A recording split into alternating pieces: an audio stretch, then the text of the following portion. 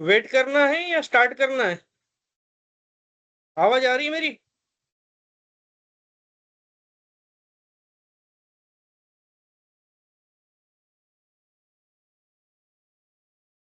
Hello.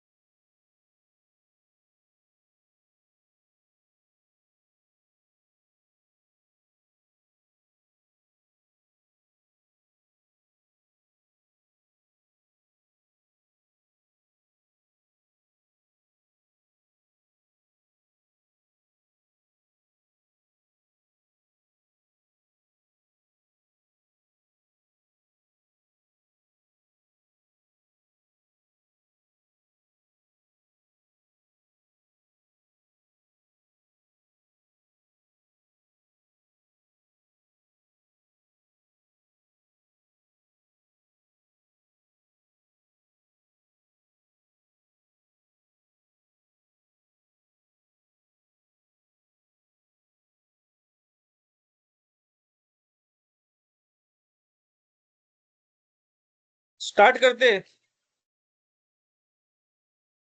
Screen दिख रही है? हाँ दिख रही है sir. Okay.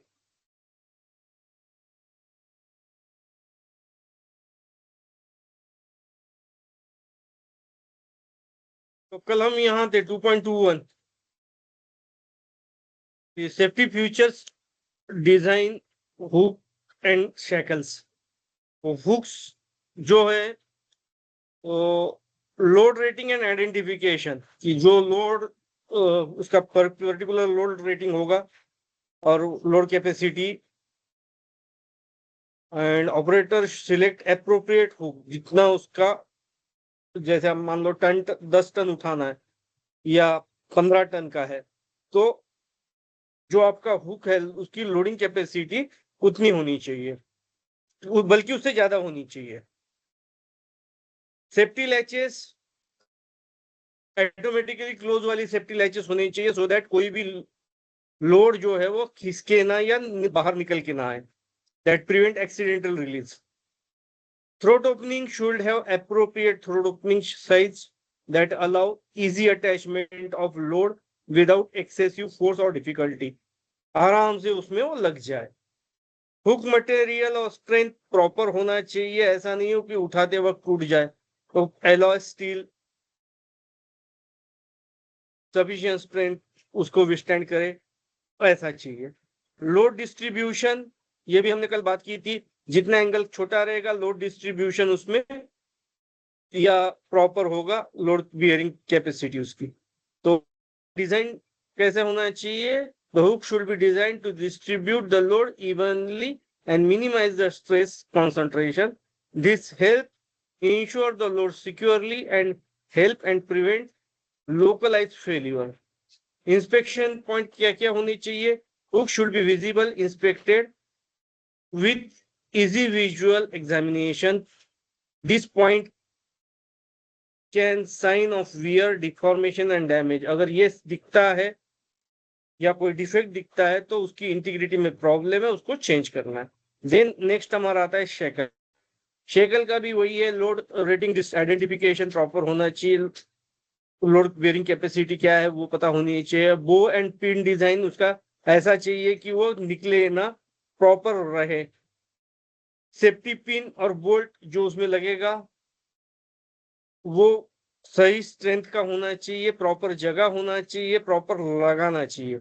So safety pin bolt have securely locked the pin in place, prevent accidental release.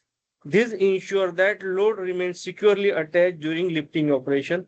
Material strength अभी हमने बात की थी कि alloy steel और sufficient strength को हैंडल कर सके उस तरह का होना चाहिए, फेल्यूर ना हो, otherwise that lead to an accident. Load distribution, load distribution में आपका होना चाहिए कि प्रॉपर इवनली डिस्ट्रीब्यूट हो, किसी एक पॉइंट पे स्ट्रेस ना आए। अगर वो होता है तो क्या होगा? लोकलाइज फेल्यूर हो सकता है।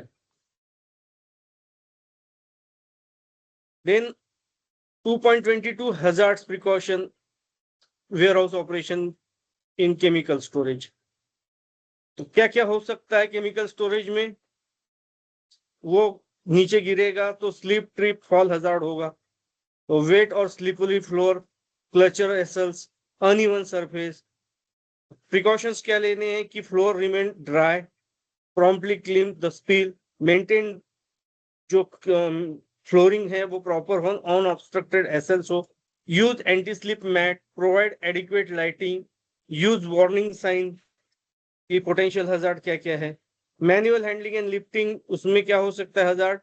Musculoskeletal injuries disorder, proper improper lifting techniques अगर करते हैं, हेवी लोड वो स्ट्रेस ला सकते हैं पीठ पे। रिपीटेटिव टास्क, एक ही तरह का टास्क करते हैं तो डिफॉर्मेशन आ सकता है उस बॉडी पार्ट में। प्रिकॉशंस क्या है कि प्रॉपर ट्रेनिंग सबको देनी है लिफ्टिंग टेक्निक्स की, सेफ लिफ्टिंग टेक्निक की। मैकेनिकल लीड यूज करना है जहां वेट ज्यादा है, जैसे फोर्कलिफ्ट है, पैलेट जैकेट जैक्स है हेवी लोड के लिए। फ्रीक्वेंट ब्रेक्स देने हैं सो दैट रिपीटेटिव चीज जो है वो नहीं होगी। And implement ergonomical practice to minimise the strain. Next है फॉलिंग ऑब्जेक्ट, कि कोई ऑब्जेक्ट ऊपर से गिर सकता है, शेकल पैलेट है, स्लीव है, ओवरहेड एरिया से, उसके लिए प्रिकॉशंस सिक्योर्ड प्रॉपरली, जो पैलेट है वो ओवरलोडिंग नहीं करना है, यूज सेफ्टी नेट, और गिर भी जाए तो वो बैरिकेड हो जाएगा, नेट बैरियर्स होगा, prevent fall object, wear appropriate head protection, proper helmet होना चाहिए, पीपी होना चाहिए। फोर्कलिफ्ट ऑपरेशंस में क्या क्या हो सकता है हजार्ड? कोलिजन है, overturning, falling load, इनएडिक्वेट training. Precautions क्या है कि जितने ऑपरेटर है वो ट्रेन, सर्टिफाइड, टेस्टेड होनी चाहिए, सेफ स्पीड लिमिट मेंटेन करनी चाहिए, क्लियर विजिबिलिटी होनी चाहिए, डेजिग्नेटेड ट्रैफिक लेन है वो यूज करना है, वार्निंग साइन है, बैरियर्स है, regular maintenance of forklift, enforce seat belt use. ये हो गया पहले के लिए। Then fire and explosion hazards के लिए क्या क्या है? हजार्ड क्या है? Flammable material, improper storage, electrical hazard. Precautions: implement proper fire prevention, store flammable material in designated area with proper ventilation, appropriate containers use करने हैं, बीन्स यूज करने हैं, उसको लॉकी में रखने हैं, proper extinguisher, emergency exit, and conduct regular electrical inspection, ये होना चाहिए। केमिकल स्टेज हजार्ड क्या है? Improper handling, storage of hazardous chemical, leak, spill, incompatible storage. Incompatible means जो एक दूसरे के साथ नहीं रखना है, जिससे थर्ड हजार्डस केमिकल बन सकता है, दैट इज कॉल्ड इनकॉम्पैक्टिबल। प्रिकॉशंस क्या करें? प्रॉपर लेबलिंग करना है, स्टोरेज गाइडलाइन एमएसडीएस को प्रॉपर फॉलो करना है, स्टोर अप्रूव्ड कंटेनर में ही रखना है, कैबिनेट भी होगी, कंटेनर होगा, वेंटिलेशन अप्रोप्रिएट होना है, एम्प्लॉय को प्रॉपर ट्रेनिंग देनी है, आपकी ओशास की, कॉश की, या एमएसडीएस की, ठीक है। देन स्पिल किट्स जो है वो होना चाहिए,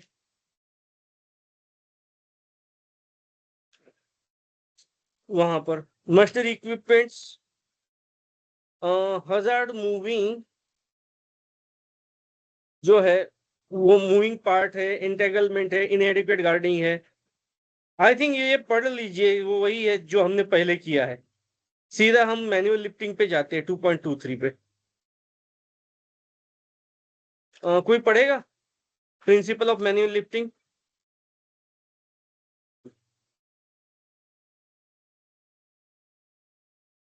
प्रिंसिपल ऑफ मैनुअल लिफ्टिंग कोई पढ़ो।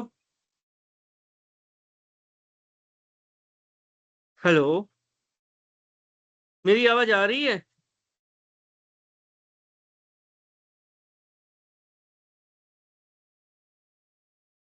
आ रही है, आपकी आवाज आ हेलो, रही है। हाँ, 2.23 कोई पढ़ेगा? When it comes to manual lifting of materials, it is essential to follow the certain priorities to minimize the risk of injuries and strain on the body. Some of the key principles to keep in mind: assess the load. Before attempting to lift the load manually, assess its weight, size, shape, and stability. Determine if it can be safely lifted by one person or if assistance or mechanical aids are needed. Plan the lift. Plan plan the plan lift, your lift. Plan your lift in advance to ensure a safe and efficient process. This is called Consider lifting plan या plan lift बोलते हैं। your lifting plan. So hmm plan your lift in advance to ensure a safe and efficient process. Consider the pathways, obstacles, and any potential hazards. Clear the path and ensure there is enough space to maneuver. Use of proper or mechanics, hmm body mechanics. Position your feet apart for a stable base of support. Bend your knees and keep your back straight while lowering yourself to the load. Maintain a good grip on the load using your palms and fingers. lift with your legs rather than your back, using the power of your leg muscles. Avoid twisting or jerking movements while lifting. while Fourth, lifting. maintain good practice, Maintain good posture. good posture. Keep a materials fine. Just a minute. हाँ मेरा भी solve हो गया. Gate maintain good posture हो गया कि आपकी spine जो है थ्रू आउट लिफ्टिंग प्रोसेस में प्रॉपर होनी चाहिए. एक्सेसिव बेंडिंग, ट्विस्टिंग या लीनिंग उस पर नहीं आना चाहिए, सो दैट मसल जो है टेंडिंग आपके लिगामेंट्स मसल खराब ना हो. देन है get a secured grip. Secured grip जो आप पकड़ रहे हो प्रॉपर हो, आपके हाथ से ना छूटे, पैर पे ना गिरे क्योंकि लोड ज्यादा है. लिफ्ट स्मूथली एंड ग्रेजुअली, धीरे धीरे उठाना है, सडन जर्क्स मूवमेंट नहीं देना है. Keep the load close to your body, जितना दूर रखोगे उतना उसका लोड ज्यादा होता है और आपका उठाने का जो हैंड हाथ की वो है वो कम हो जाती है. So keep close to body. Seek assistant, अगर ज्यादा लगता है, कहीं आपको हेवी लग रहा है, ऑकवर्ड लग रहा है, तो उस समय आपको असिस्टेंट लेना है. असिस्टेंट कोई पर्सन होगा या मैकेनिकल एड होगा, जैसे ट्रॉली है, डोली है, फोर्कलिफ्ट है. देन रेगुलर ब्रेक लेने हैं. सो जो एक जैसा आप काम कर रहे हो उससे ओवर रिलैक्सेशन जो या प्रोलॉन्ग रिपीटेटिव लिफ्टिंग है उससे ब्रेक मिलेगा, उससे आपकी फटीग या इंजुरी नहीं होगी. कम्युनिकेट एंड सिग्नल, ये हमने कल ही देखा है कि जो भी दो बंदे उठाने वाला और उसका कंट्रोलर, उसमें प्रॉपर सिग्नलिंग होनी चाहिए. देन नेक्स्ट है 2.24 SWL, सेफ वर्किंग लोड. हर मोमेंट जो लिफ्टिंग टैकल्स है उस पे SWL होता है, जो वो बताता है वो उसकी कैपेसिटी की है क्या है. तो जनरली हमारा MT में होता है, मेट्रिक टन में या टन में होता है. बहुत बड़ा है तो मेट्रिक टन में आएगा, नहीं तो ट्रेन टन में आएगा. जनरली जो छोटे मोटे हम क्रेन से उठाते हैं वो टन में उठाते हैं. तो पीस ऑफ इक्विपमेंट जो लिफ्टिंग कर रहा है, रिगिंग कंपोनेंट जैसे वो बेल्ट है या चेन है, जो भी होगा जिसके थ्रू उठा रहे, तो उसकी SWL प्रॉपर होगी. ठीक है.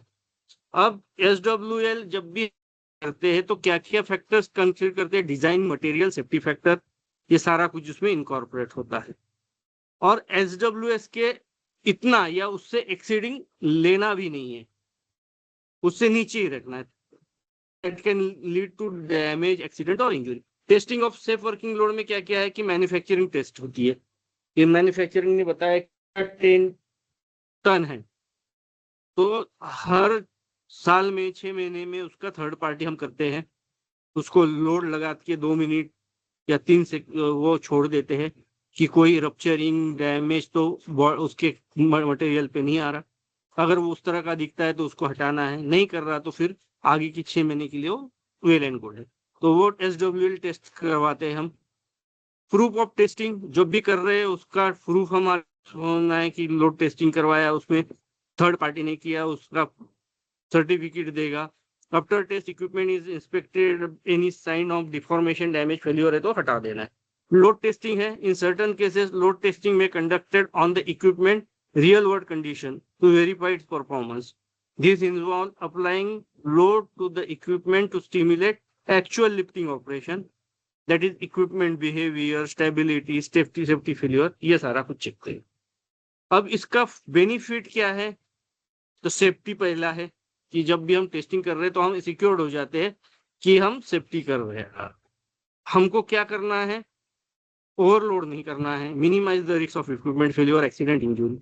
कंप्लायंस, रेगुलर टेस्टिंग स्टैंडर्ड के हिसाब से हम करवा रहे हैं, रेगुलेटरी अथॉरिटी या थर्ड पार्टी से वो कि ये जो यूज कर रहे हैं विद इन डेजिग्नेटेड से वर्किंग लिमिट में ही कर रहे हैं, तो उसका सर्टिफिकेट है. इक्विपमेंट ऑफ लॉन्जिटिविटी, कि हम ये जब स्पेसिफाई कर रहे हैं तो equipment is likely experience excessive wear and tear, तो loading increases durability and longevity, तो उसका कोई डिफॉर्मेशन है क्या है वो सब कुछ पता जाता है. रिस्क मिटिगेशन में आता है आपका guideline helps to identify potential risk associated with lifting operation, क्या क्या हो सकता है. It enables operators assess the suitability of equipment for a specific load. Make information decision and prevent accident. Load planning कि कोई भी चीज हम उठा रहे, एक तो रेगुलर वर्क है तो चलो वो है, बट कोई नॉन रूटीन वर्क है तो उस समय हमको पूरी प्लानिंग करनी है कि knowledge of SWL to equipment, proper load planning, distribution, वो सब कुछ जब हम कर रहे हैं तो पर्टिकुलर लोड है, उसकी इफिशियंसी, लिफ्टिंग टेक्निक क्या है, ये सब कुछ करके हम वो आपका लोड है वो स्पेसिफिक सेफली एक जगह से दूसरी जगह शिफ्ट कर सकते हैं या जो भी कर रहे हैं। तो ये सब करके हम क्या कर रहे हैं, इंस्पेक्शन, मेंटेनेंस, ट्रेनिंग, ये सब कुछ करके एक तो हम कंप्लायंस फुलफिल कर रहे हैं, दूसरा हम एनवायरमेंट सेव कर रहे हैं। ठीक है, list out lifting tackles and the criteria of inspection of lifting tackles. तो उसके लिए क्या क्या क्राइटेरिया है, तो शेकल्स सबसे पहले है, शेकल आता है, that is U shape metal component, उसके ऊपर पिन होती है, बोल्ट होता है, and they are use to connect the lifting sling, chain, rope. ठीक है, शेकल सबको पता है, वायर रोप स्लिंग सबको पता है, चेन स्लिंग पता है, वेबिंग स्लिंग पता है, किसी को नहीं पता तो पूछ लीजिए क्या होता है। लिफ्टिंग हुक ये भी पता है, आई बोल्ट पता है, लिफ्टिंग क्लैंप पता है, प्लेट क्लैंप पता है। इनमें से कोई ऐसा है कि जिसको नहीं पता?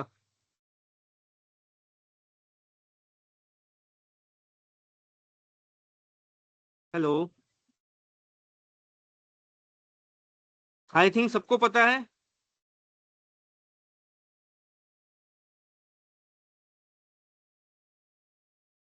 मेरी आवाज आ रही है आप लोगों को? ठीक है सर, आगे जा सकते हैं।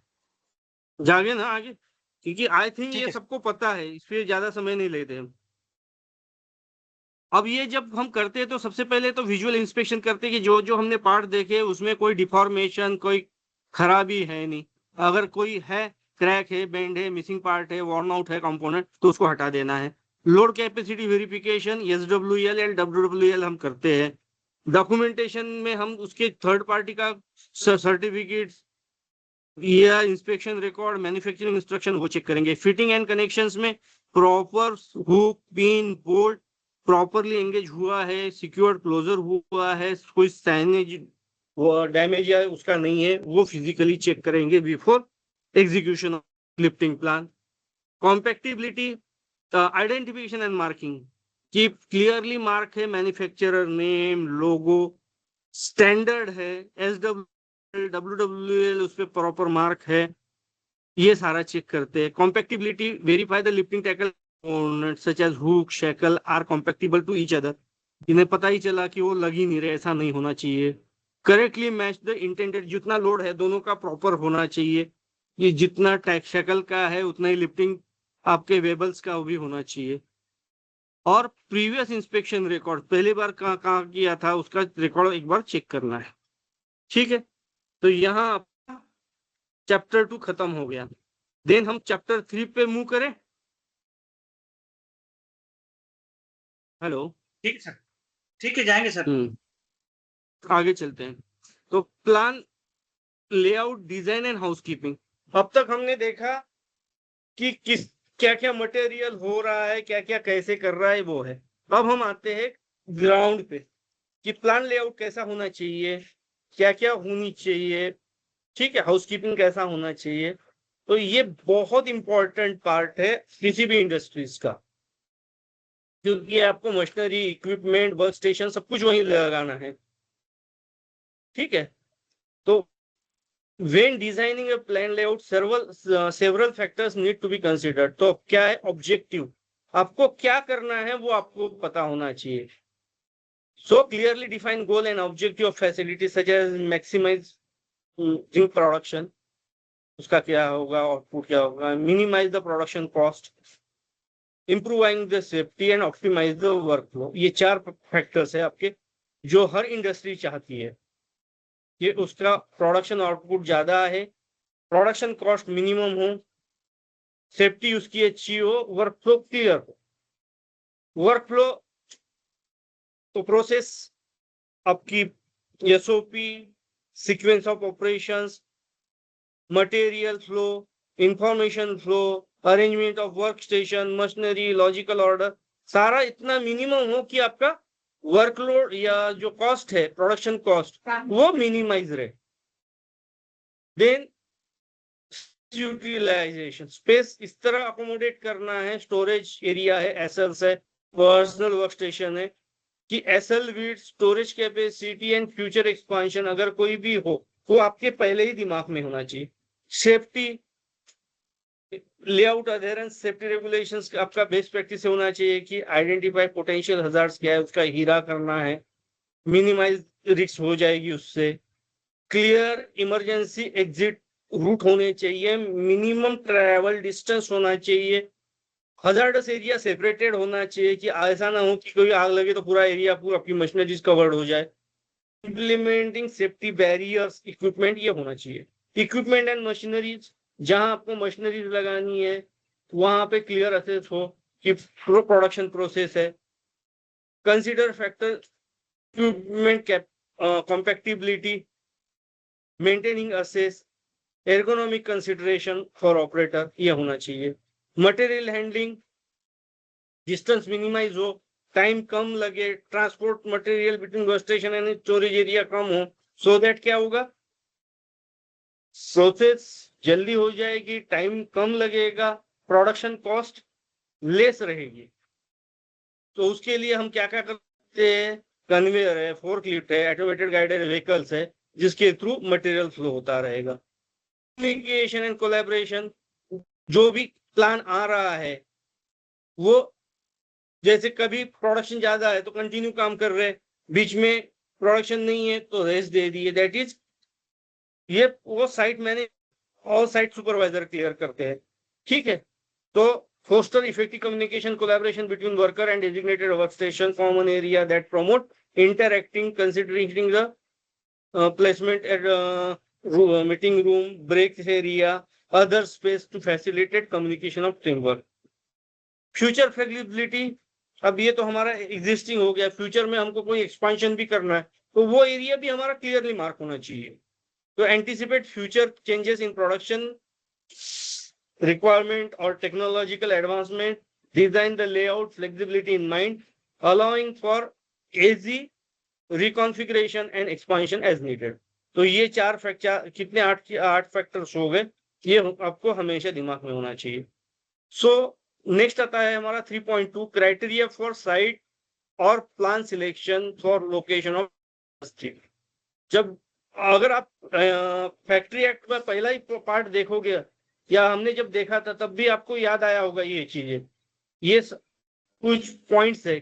क्राइटेरिया क्या है कि land availability and it's cost, land availability easily हो, कॉस्ट कम हो, रॉ मटेरियल उसके अगल बगल में इजीली मिल जाएगी, चीप लेबर मिल जाएगी, इंफ्रास्ट्रक्चर अवेलेबिलिटी इजीली हो जाएगी, मार्केट असेस हो जाएगा, ट्रांसपोर्ट फैसिलिटी, रोड वगैरह अच्छे रहेंगे, drinking and processing water near अच्छा रहेगा, सीवेज ड्रेनेज प्रॉपर हो जाएगा, a place for solid and liquid waste disposal clear mark होकर के हम उसको कर सकते हैं, interlink with other plant, surrounding population density and distance from the public, जितना दूर हो उतना अच्छा है, बट रोड और फैसिलिटी से नजदीक होना चाहिए या ऑप्टिमम होना चाहिए, distance from highway, railway and transport centre नजदीक हो, स्टेबिलिटी ऑफ क्लाइमेट चेंज, ऐसा भी नहीं कभी तूफान आ रहा कभी कुछ हो रहा, क्लाइमेट होना चाहिए, environmental factor related to ecology, geological और metrological, macro and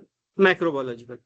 government policy, ये बहुत बड़ा इशू है कि गवर्नमेंट आपको कितना सपोर्ट कर रहा है, पॉलिसीज क्या है, जैसे सब्सिडी दिया है, इंसेंटिव दिए है, जोनिंग दिया है, that is ACZ, special economic zone होता है, वहां टैक्सेस वगैरह नहीं लगते।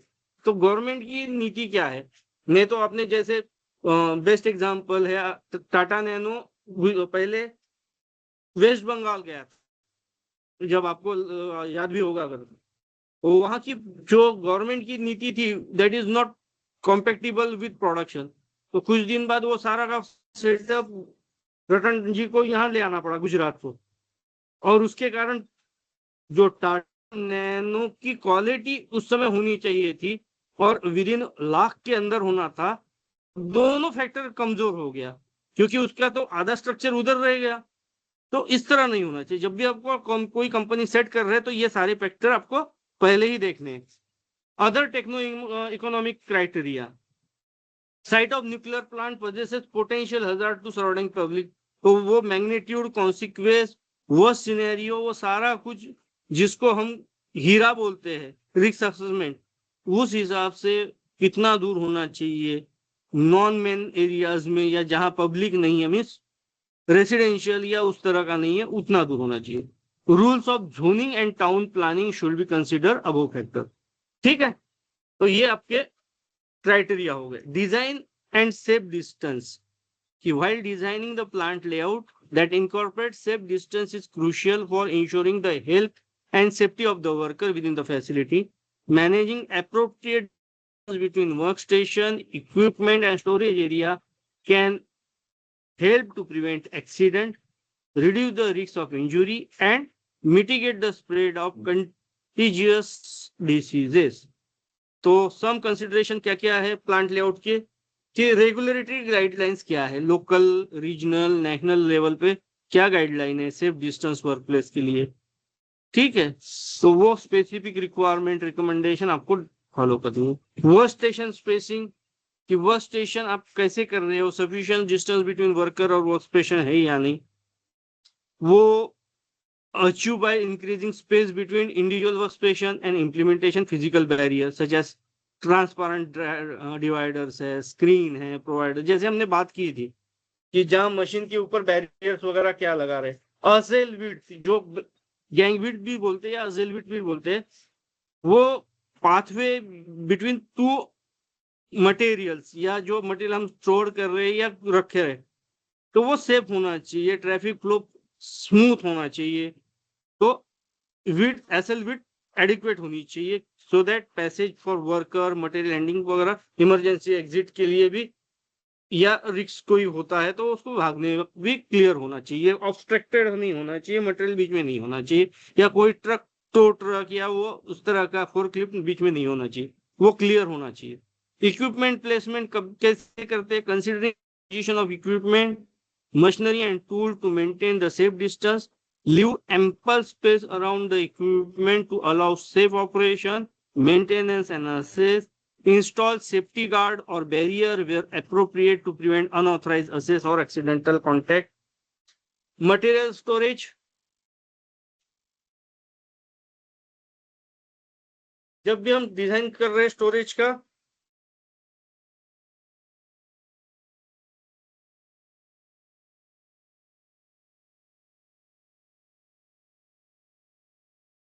स्टोरेज का मटेरियल स्टोरेज डिजाइन कर रहे एरिया सेफ डिस्टेंस माइंड में रखना है, एसएल्स प्रॉपर होनी चाहिए, इनफ विड्थ होनी चाहिए।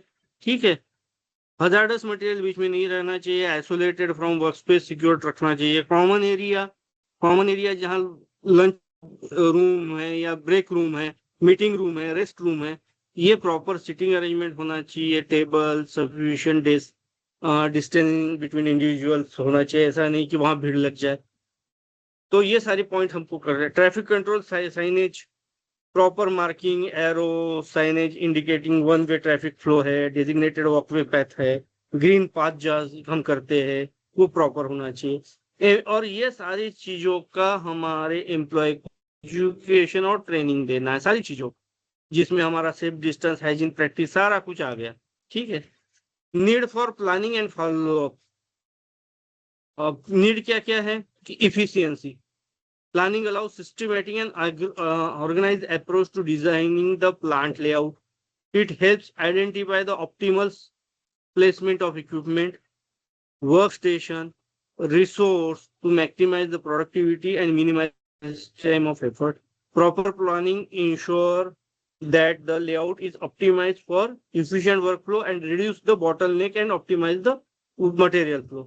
Cost effectiveness, कि जो हमारी प्लानिंग हो ऐसा नहीं हो कि मैक्सिमम कॉस्ट उसमें जाए, ऑप्टिमाइज कॉस्ट लगे by considering factor such as space utilisation, material handling है, इक्विपमेंट प्लेसमेंट है, प्लानिंग है, तो उस तरह हमको प्रॉपर करनी है। सेफ्टी रिस्क क्या क्या है, हजार्ड्स क्या है, वो प्रॉपर होना चाहिए, हिट एरिया कौन सा है वो पता होना चाहिए, इमरजेंसी एग्जिट दोनों तरफ से क्लियर हो, सेफ डिस्टेंस हो, हजार्ड सेपरेशन अलग हो। तो ये सेफ्टी टाइम मैनेजमेंट में आपका आता है कि शेड्यूल क्या है, टास्क हर शिफ्ट का प्रॉपर है, दो दैट मटेरियल कहाँ से आ रहा है, आपका वेंडर कितना दूर है, वो कहाँ से ला रहा है, वो रॉ मटेरियल कितनी दूर से आ रहा है, ये सारा कुछ टाइम मैनेजमेंट में आता है। आपके ह्यूमन पावर से लेके मीन्स मैन पावर से लेके मटेरियल प्लानिंग, ये सारा कुछ आपका टाइम मैनेजमेंट में आता है। कोलैबोरेशन एंड कोऑर्डिनेशन, जैसे अलग स्टेक होल्डर है, इंजीनियरिंग है, प्रोडक्शन मैनेजर है, वर्कर है, इनका आपस में समन्वय अच्छा होना चाहिए कि जब प्रोडक्शन नहीं है उस समय वो ट्रेनिंग करवा लो या दूसरा कुछ करवा लो, गैप दे दो।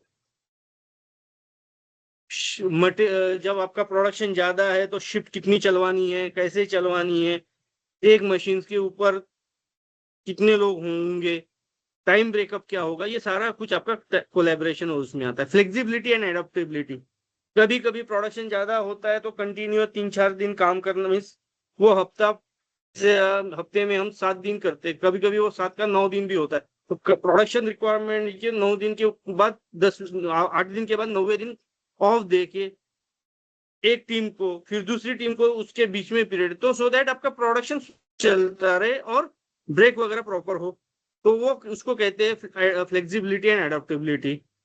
ठीक है, potential changes in production requirement, follow up and evolution. अब ये जो भी कुछ किया है उसका मैनेजमेंट को भी दिखाना है, so that follow up implementing plan date out is essential and effectiveness and make necessary adjustment, regular evaluation helps identification of any issue insufficiency that may arise or proven opportunity to address them promptly। तो जब safety meetings होती है तो वो ये points वहां पे raise करने। Planning design layout, good planning and design consideration, keep sound foundation, stable construction and loading, non congested machineries layout, safety distance आपका 1 मीटर रखना है, non over crowding, minimum floor area per person, ये generally हम 2 metre square means 1 metre square या 2 generally 2 के आसपास ही रखते हैं। Safe workload, walkway yard etcetera. Ventilation, ventilated area क्या है, 50% ऑफ फ्लोर एरिया आपका वेंटिलेट मीन्स वहां से वेंटिलेशन होता रहे, उतना एरिया ओपन होना चाहिए। सफिशिएंट ऑफ नेचुरल और mechanical ventilation, humidity control proper होना चाहिए। Sufficient natural artificial lighting, open plant for chemical process, dyke boundary, last wall. अब जो वॉल हमने लगाई है वो विस्टैंड कितना करेगी, 7 kg पर सेंटीमीटर स्क्वायर एरिया वो फोर्स विस्टैंड करेगी। Safe layout, erection of chemical vessel equipment. Ergonomic consideration है कि नॉइस या डस्टी प्रोसेस अलग सेपरेट किया जाए सो दैट वो बाकी लोगों को डिस्टर्ब ना करे। Fencing, covering of waterway, reservoir, ditches, floor opening, gutters, क्योंकि कोई आके उसमें कुछ मिला ना दे, मेडिकल इमरजेंसीज ना हो। Provision of fire prevention and protection system proper होनी चाहिए, प्रॉपर स्प्रिंकलर होना चाहिए, हाइड्रेंट होने चाहिए, मॉनिटर अगर फ्लेमेबल एरिया है स्टोर या tank area tank farm area है तो वहाँ मॉनिटर्स वगैरह प्रॉपर होना चाहिए। ठीक है, देन सेपरेट एंट्री एग्जिट वो होना चाहिए। प्रोविजन ऑफ फायर हो गया। Safe storage of flammable explosive या toxic material, waste ETP STP आपका अलग होना चाहिए। इंसिनरेटर है, फ्लेयर है, एग्जॉस्ट है, जो फ्लू गैसेस वगैरह जलाने हैं वो अलग होना चाहिए, या जो मटेरियल आप जलाते हो बर्न आउट करते हो वो क्लियर अलग सेपरेटेड एरियाज में होना चाहिए। Safe discharge of smoke fumes वहीं से होगा। Maintenance of separation distance, maintaining proper layout of utilise water, power, steam, air, oil, inert gas और एसिलरी सर्विसेज जो भी है। सेफ ट्रांसपोर्टेशन, सिक्योरिटी अरेंजमेंट वो होना चाहिए। Hazard identification and removal, safe pipe working होनी चाहिए। फॉलो अप द स्टैंडर्ड या रिलायबिलिटी क्राइटेरिया जो आपके गाइडलाइंस है वो फॉलो करनी चाहिए। Limitation of inventory, fail safe design, built in safety devices. Inventory आपकी मिनिमाइज रहनी चाहिए, इन्वेंट्री बढ़ानी नहीं है, ठीक है। इन्वेंट्री इस तरह हो कि आपका 1 या 2 दिन से ज्यादा इन्वेंट्री आपको स्टोर करके नहीं रखनी है, और आपका बैकअप प्लान भी उसी हिसाब से होना चाहिए।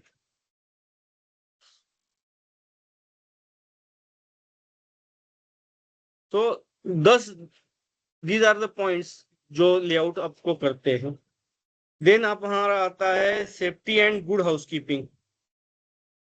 तो लीगल रेफरेंस है कि section 11 to 20 of health, 42 to 50 of welfare section of factory act, इसमें ये सारी चीजें आएगी, ठीक है। तो safety and good housekeeping are पूरा ही है। अब उसके की पॉइंट क्या क्या है कि सेफ्टी के लिए आपको रिस्क असेसमेंट करना है, हजार्ड आइडेंटिफिकेशन, रिस्क असेसमेंट करके जो हजार्ड है उसको, रिस्क है उसको मिटिगेट करनी है टास्क, उस वो हीरा हो गया। उसके बाद में सेफ्टी ट्रेनिंग प्रोवाइड करनी है आपको, अपने बंदों को, सभी को सेफ्टी ट्रेनिंग। आपका जो सबसे नीचे तबके का एम्प्लॉय है, भले वो कॉन्ट्रैक्टर या थर्ड पार्टी का भी है, उसको लेके आपका जो टॉप मोस्ट मैनेजमेंट है का बंदा है, वो सबकी ट्रेनिंग होनी चाहिए। सेफ्टी इक्विपमेंट जो भी आपके यहाँ लगे हुए हैं, पीपी से लेके जो फिक्स है, सबको चेक करना है, टेस्टिंग करनी है, ठीक है। सिग्नल एंड लेबलिंग साइनेज जो भी है वो क्लियर मार्क हो, उसका मीनिंग क्लियर सबको पता होना चाहिए, उसका आउटकम सबको पता होना चाहिए, कंफ्यूजिंग सिग्नलिंग या लेबलिंग नहीं होनी चाहिए। मेंटेनेंस इंस्पेक्शन जो भी आपकी मशीन्स वगैरह है उसका पीपीएम प्रॉपर होना चाहिए, उसका रिकॉर्ड होना चाहिए। Emergency preparedness, mock-up drill conduct करनी चाहिए, उसके जो भी ऑब्जर्वेशंस है उसको उसी वक्त जितना जल्दी हो सके उसको क्लोज करने हैं, सो दैट भविष्य में उस तरह के ऑब्जर्वेशन या समस्याएं उत्पन्न नहीं, उसीलिए हम मॉकअप ड्रिल करवाते। तो सेफ्टी हो गया। देन आता है हमारा हाउसकीपिंग। हाउसकीपिंग में क्लीनलीनेस पूरा होना चाहिए, ऑर्गेनाइजेशन वे में होना चाहिए कि कहाँ क्या रखा हुआ है। 5S यहाँ बहुत बड़ा रोल अदा करता है। पाथवे आपका क्लियर होना चाहिए, स्पिल मैनेजमेंट प्रॉपर होनी चाहिए कि कहीं पे भी कुछ होता है तो तुरंत आपके हाउसकीपिंग वाला उसको साफ करे, तो उस एरिया में वो हाउसकीपिंग वाला वहीं रहे। ऐसा नहीं कि वहां गिर गया तो शाम को जब आएगा वो तब साफ करेगा। इक्विपमेंट स्टोरेज, प्रॉपर टूल्स, कोई भी मटेरियल लीनिंग या ओवर वो नहीं होना चाहिए। रेगुलर इंस्पेक्शन है। अब इसमें आपका विड्थ जो होती है, स्टैक विड्थ या स्टैक हाइट, वो भी प्रॉपर दिया हुआ है, पैसेज क्लियर है। रेगुलर इंस्पेक्शन हो गया। देन एम्प्लॉय इन्वॉल्वमेंट, तो 5 years में आपका 5 years जब भी करते तो एम्प्लॉय इन्वॉल्वमेंट होता है। अगर 5 years प्रॉपर मेंटेन होता है तो हाउसकीपिंग 100% हो जाए, ठीक है। Typical accident due to poor housekeeping क्या क्या हो सकता है? Maximum accident, stepping on, striking against object, ये पहला है। हैंडलिंग गुड और आर्टिकल आते वक्त, स्ट्रक बाय फॉलोइंग बॉडीज, ऊपर से कुछ गिर गया, person falling from height, person slipping on floor, use of hand tools and other miscellaneous, ये कुछ है।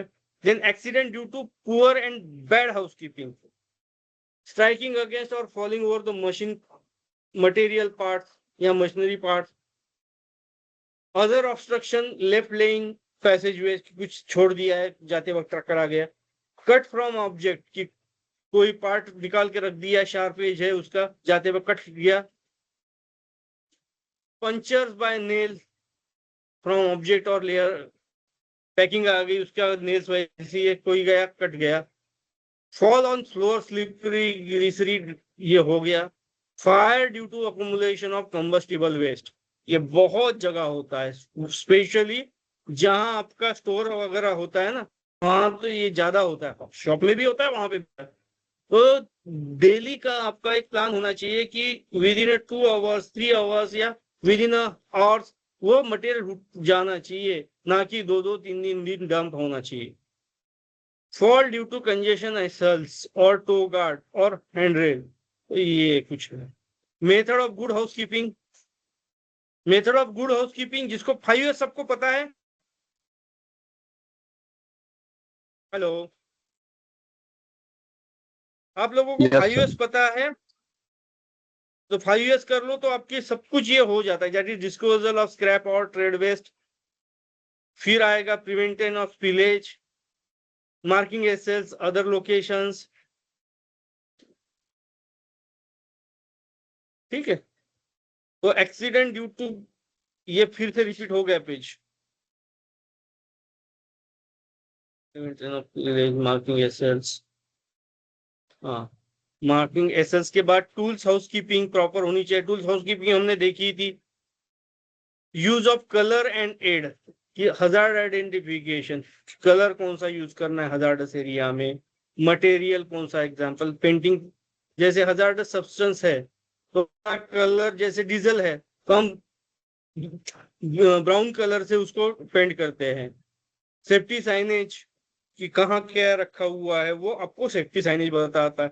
सेफ्टी साइनेज में आपका MSDS से लेके फायर सेफ्टी इंस्ट्रक्शन है, येलो कॉशनरी बोर्ड है, ग्रीन है तो सेफ जोन है, ये आपके साइनेज में आ गया। स्पेस एंड लोकेशन, ये लेआउट ऑप्टिमाइजेशन कैसे करना है ये हम ऊपर देख चुके हैं।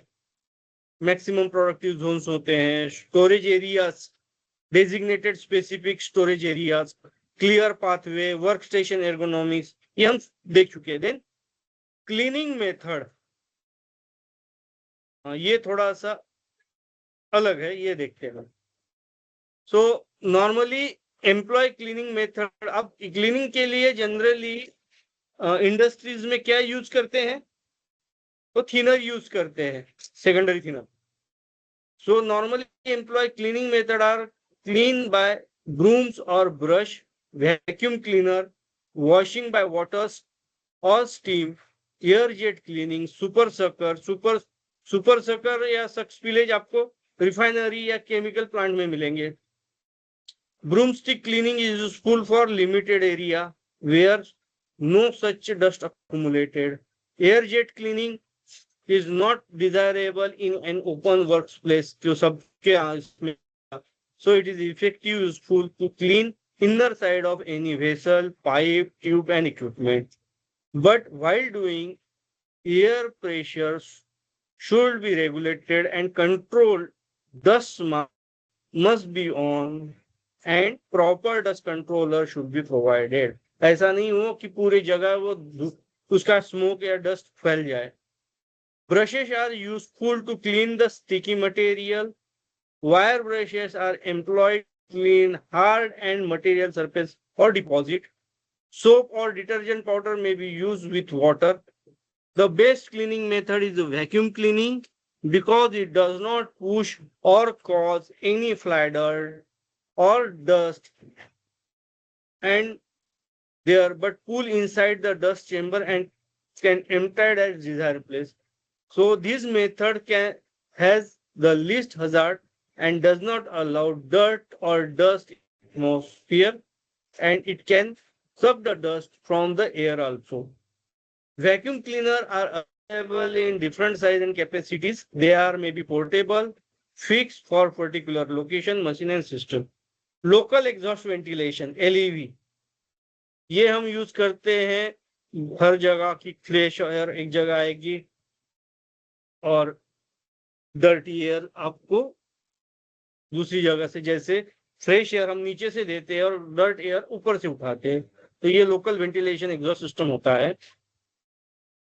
सो vacuum cleaning devices, effective engineering control to collect the dust और waste from the near the source of generation.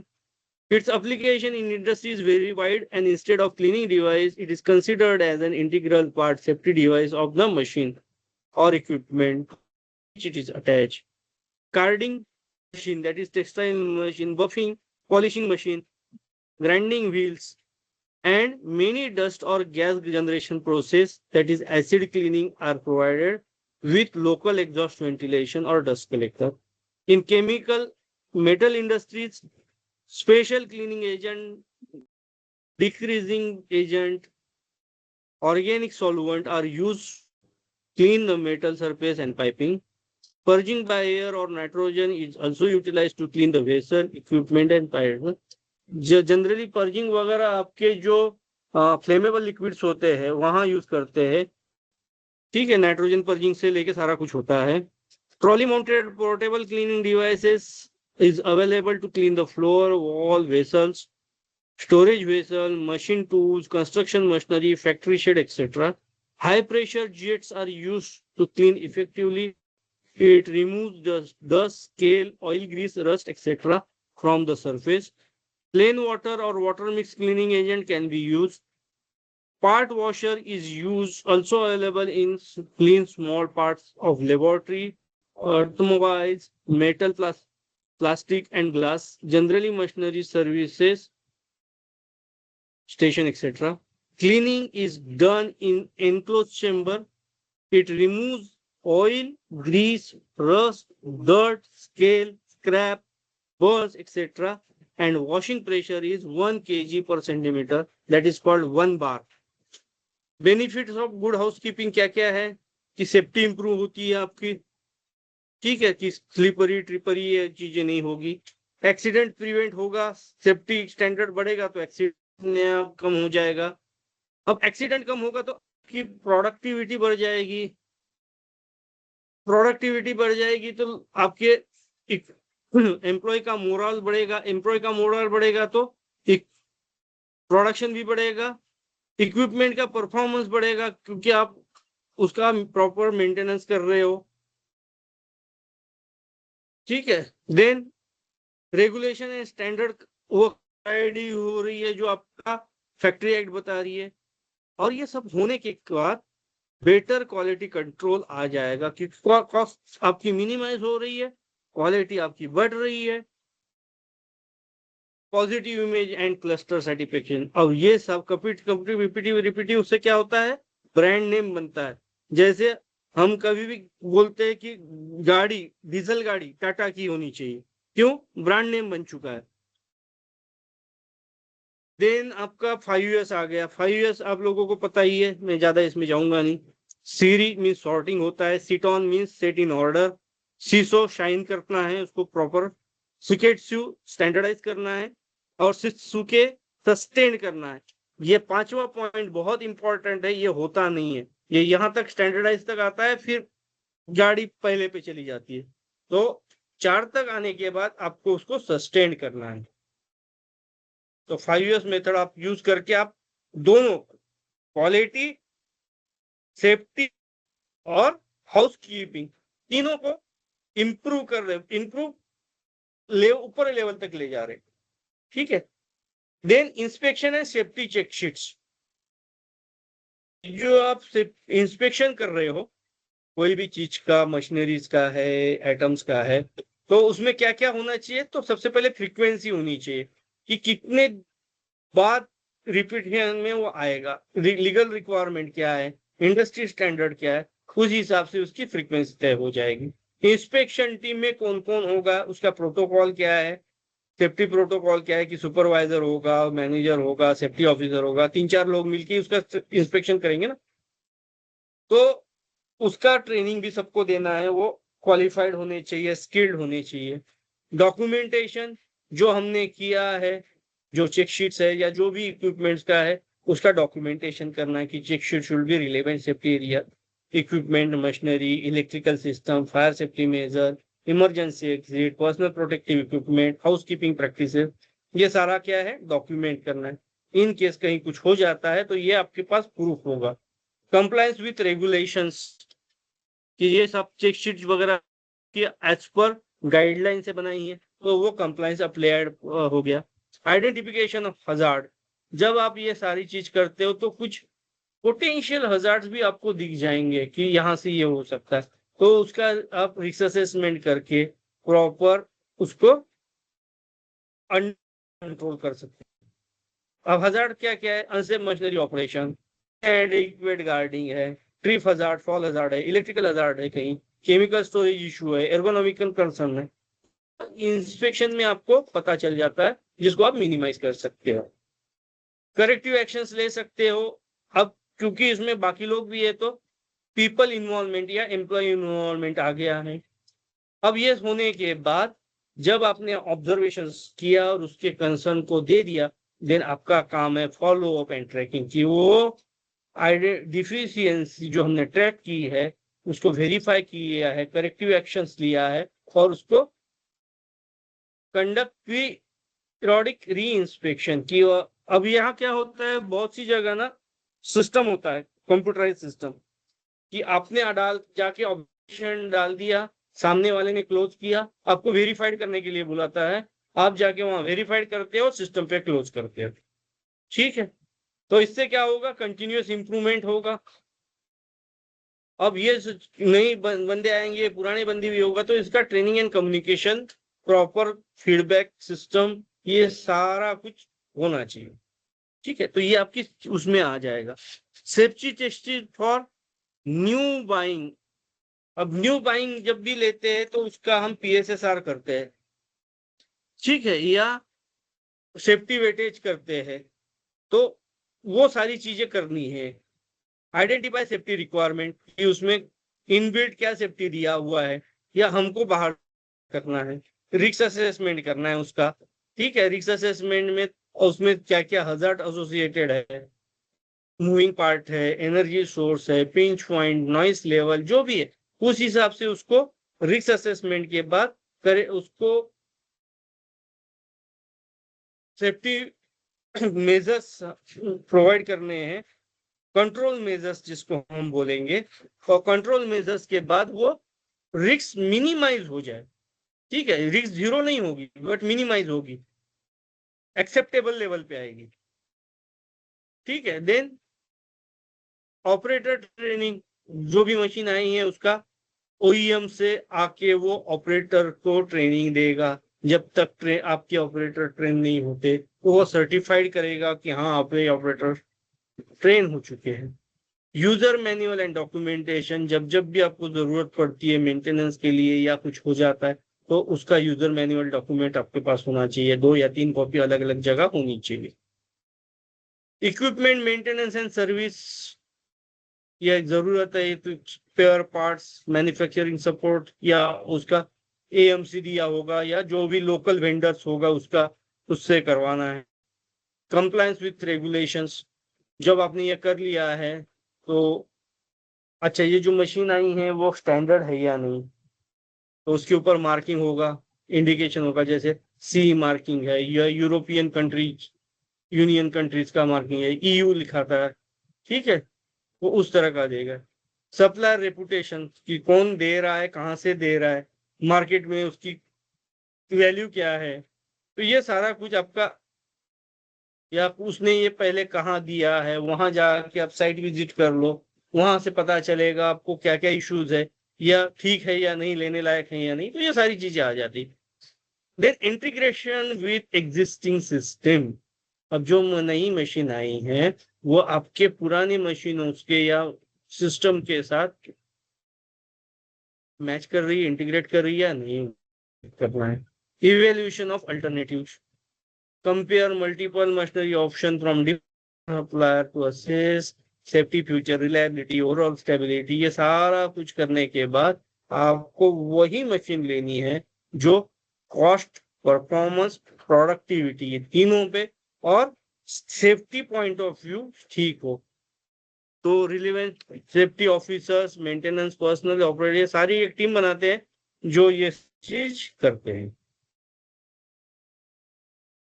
Then आता है हमारा role of preventive maintenance in safety and health. Preventive maintenance बहुत बड़ी चीज होती है।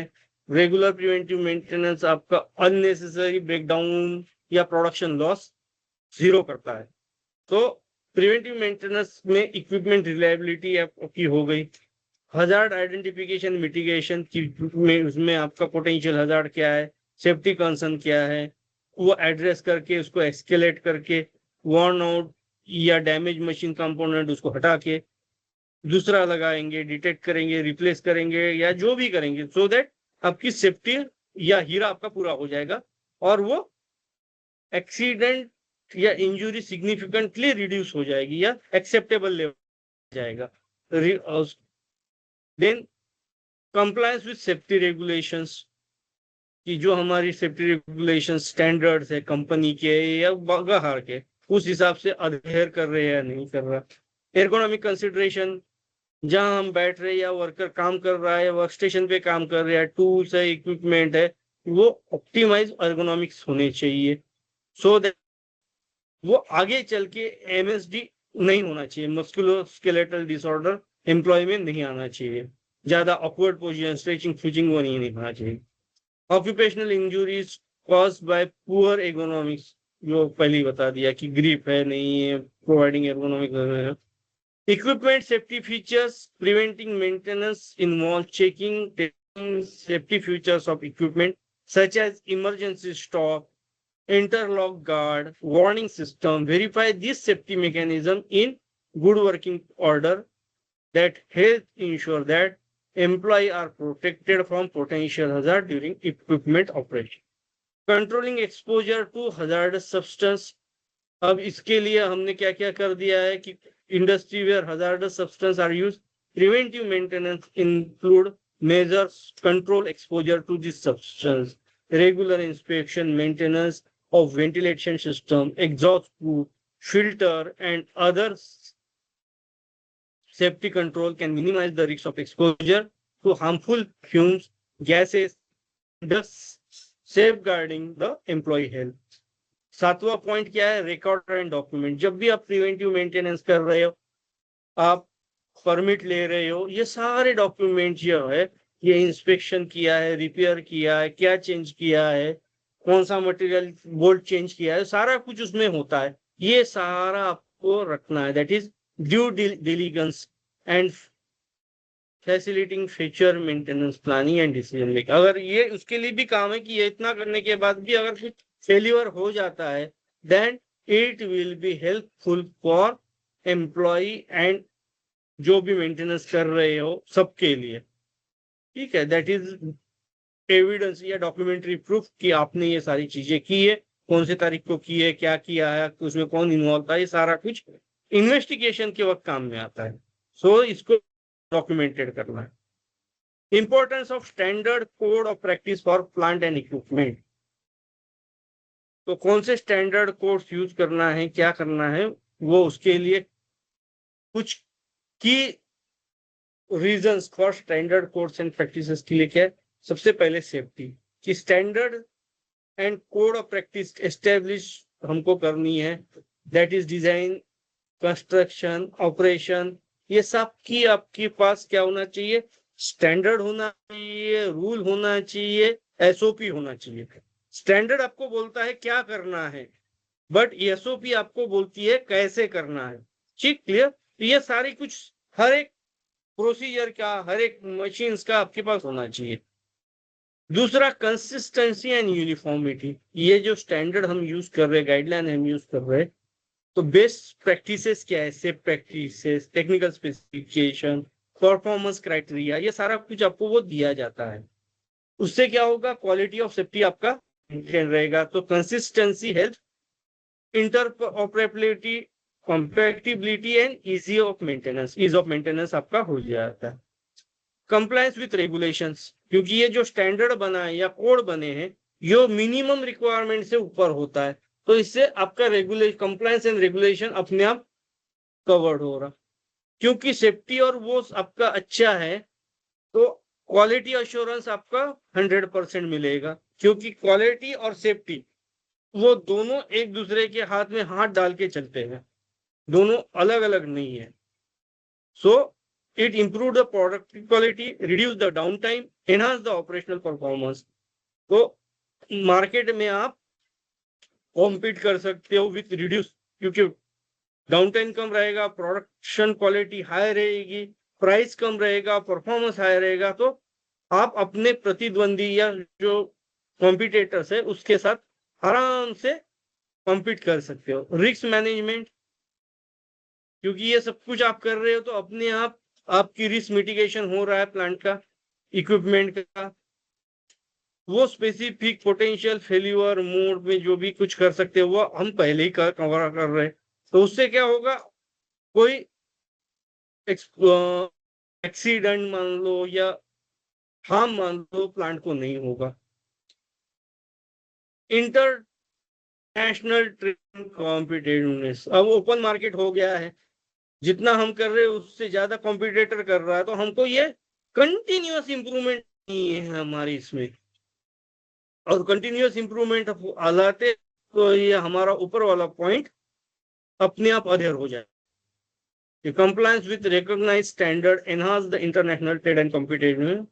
Adhering to globally recognized standard facilitate the market access as they provide common language, English use होती है, framework for evaluating quality, safety of the plant and equipment. अब ये international trade and competitive जैसे ISO है, ये क्या है, international trade वगैरह है, ठीक है।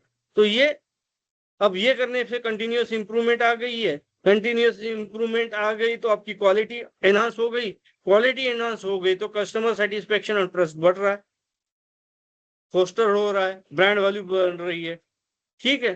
तो यहां तक आपका कवर हो चुका है। नेक्स्ट पॉइंट में 3.16 से आगे चलेंगे।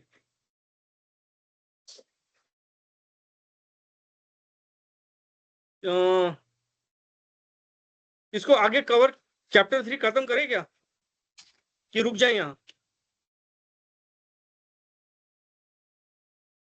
हेलो, यहाँ रुकना है या चैप्टर 3 का खत्म करना है?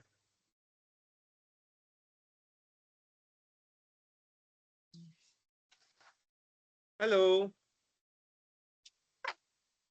सर मेरी रुकते आवाज हैं? आ रही है? हाँ, मैं वही सर पूछ रुकते रहा हैं, हूँ। अभी भी चैप्टर 4-5 पेज है। हाँ 4-5 पेज है, 4-5 में से तो एक तो क्वेश्चन आंसर आखिरी का। चलो रुक जाते हैं, अगले हफ्ते करेंगे, ज्यादा थोड़ा बॉयलर वगैरह का है, कर लेते हाँ हैं सर, अगले हफ्ते। हाँ अगले हफ्ते करते ठीक हैं, है। फिर इलेक्ट्रिकल ओके हजार्ड सर, है। Okay sir, okay. यहीं रुकते, thank you, good night. Good night. Good night boss.